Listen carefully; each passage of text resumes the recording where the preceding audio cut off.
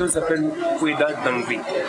Mais comme les Français ne savent pas bien prononcer le mot Kweda, ils le disent Ouida. Ça veut dire c'est Kweda.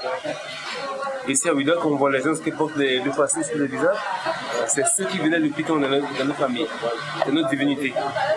Voilà, vous voyez, nous ne faisons rien personne les amis. Chaque 2 mois, ils font la mue, tous les 2 mois. Ils changent de couvent.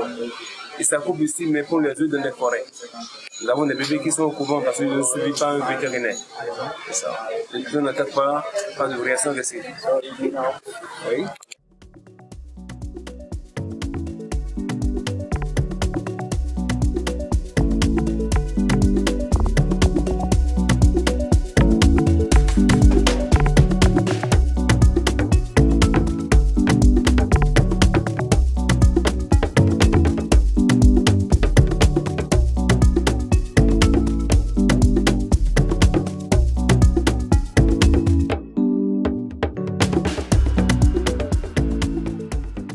C'est d'abord la protection du patrimoine. Le patrimoine Dangbe, on doit d'abord la protéger en tant qu'animal. Travailler beaucoup plus à la promotion de la maison pour changer l'image que les gens ont de cette tradition vaudou.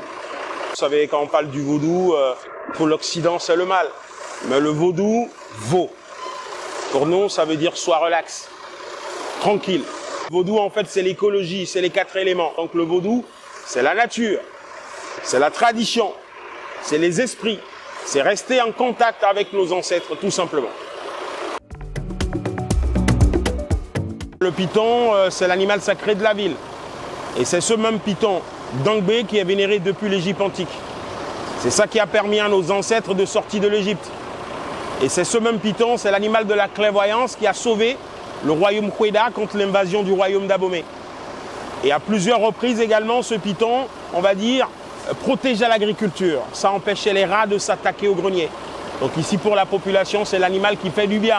Donc on le protège et on le vénère parce que ça apporte que de la positivité.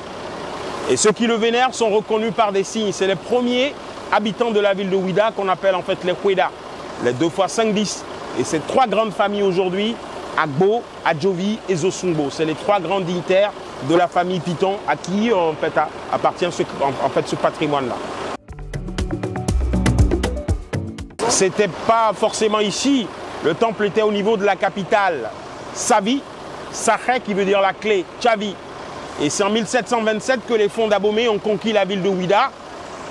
La population, le reste, en vérité des Kweda, sont venus s'installer ici. Parce qu'ils sont venus résister encore ici pendant 14 ans contre le royaume d'Abomey. Ici parce qu'ils pouvaient se réfugier ici. Ici parce que c'était de la forêt, donc ils pouvaient aussi garder leur divinité. Vous voyez ces arbres qui sont ici, c'est des arbres multicentenaires. Vous avez le baobab qui a déjà plus de 6 siècles, plus de 600 ans. On a l'iroko à l'intérieur qui a déjà plus de 4 siècles. Donc ici c'était de la forêt, c'était de la brousse. Et il faut vous dire que c'est les adeptes de divinité Python qui ont même cédé la place aux premiers missionnaires portugais qui ont implanté l'église. La place que vous avez de l'église catholique appartient aux adeptes de divinité Python. Et non seulement nous avons servi de main d'œuvre pour la construction de l'église, pour montrer combien de fois la religion traditionnelle, c'est une religion de tolérance et de l'acceptation de l'autre. Chez nous, on ne fait pas des guerres de religion parce que ça ne sert à rien. La religion, ce n'est pas ça qui est important. Ici, c'est la spiritualité, c'est la tradition.